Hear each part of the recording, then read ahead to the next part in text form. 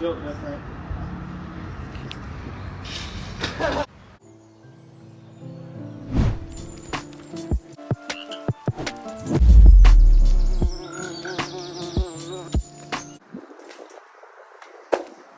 Built different. Built different. Alright, let's do a bit of fact checking to see if he's actually built different or if the average human could do the same. There's two parts we need to measure. First, he falls for 23 frames and then his body absorbs the impact in 7 frames. So how long was he falling for? Well, 23 frames times 1 second per 30 frames gives us 0.77 seconds of falling. Likewise, if he absorbed the full impact in 7 frames, that's 0.23 seconds to stop. To calculate his final velocity before impact, we'll use a kinematic relationship. Acceleration is defined as the change in velocity over the change in time, which is 9.81 meters per second squared on Earth. Now we separate the variables and integrate. This is an indefinite integral, so we get velocity as a function of time is equal to 9.81 t plus c, and that c is the initial velocity, which is 0 in our case. Now let's plug in 0.77 seconds to figure out how fast he's going right before impact. This value comes out to 7.55 meters per second. So that's the final velocity right before impact, and since we're now moving on to the impact section, we're going to use kinetics to calculate the force on the body. Now is a good time to take note that it takes about 4,000 newtons to break the average person's femur, which is the strongest bone. That will be what we're comparing to.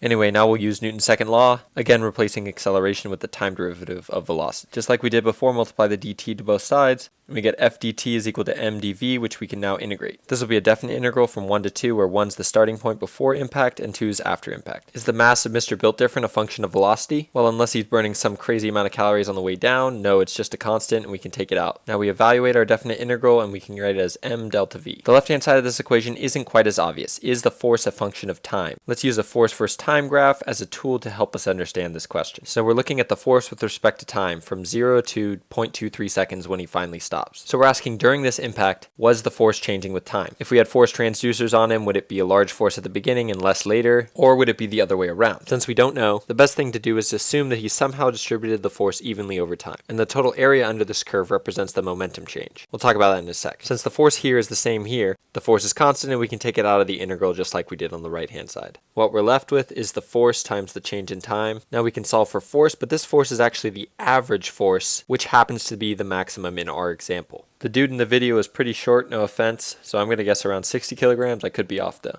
So 60 kilograms times 7.55 meters per second divided by our stopping time, 0.23 seconds, and then the units check out. So if he's able to distribute the impact evenly with time, his body only experiences about 2,000 newtons of force, which is much less than the 4,000 needed to snap an average person's leg. But I can't stress the importance of this evenly distributed weight enough. Let's extend this graph for another circumstance where this guy idiotically straight legs it. Immediately upon impact, he's got a much higher force than he does later, and while the area under this curve, representing the momentum exchange, is still the same, the peak amount of force he experienced might be well above 4,000 newtons, and at that point his legs certainly would look different. So to conclude, I wouldn't say he's built different, but I would say he uses some good technique. First of all, congratulations if you even made it through that whole 3-minute thing. People have been sending me this video now ever since they posted it, but I thought it was too great, so I had to share it with you guys. Yeah. Not built different, good technique. I knew that. I was just saying built different as a joke. But if you're not on TikTok, that's what you've been missing. I mean, you're not really missing much. But yeah, the funniest part about it is people were mad. Like, people were really mad. Like, Billie Eilish's brother was mad. Built different. Bro, you're not, though. You're not.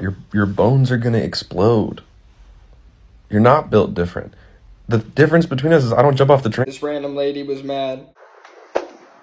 Built different. As a mother, this video is triggering. Not because you jumped off 4 trampolines, but because you thought it was a good idea. A lot of other people were mad about the fact that I was jumping off of those trampolines. You know, they were being pretty funny about it. Something that they don't realize is I did it like 6 times, and it actually genuinely does not hurt.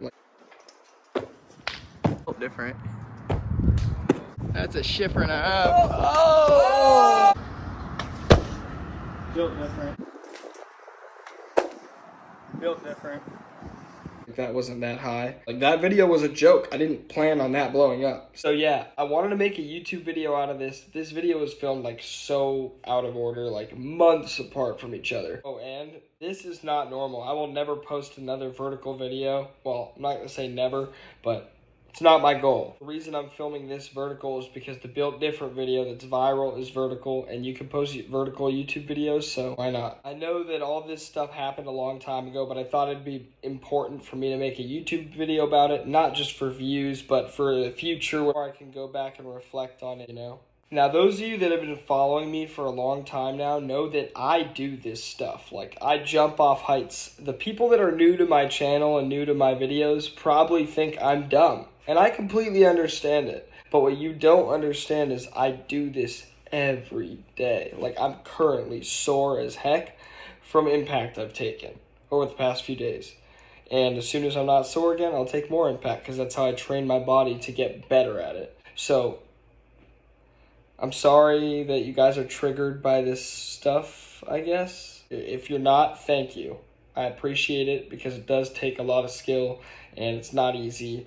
And I guarantee you, if you don't train that stuff, you will get hurt. So don't try that at home. Here is a compilation of Built Different stuff, I guess, but really it's just high impact training that I do on the regular. Not much, but here's some of it.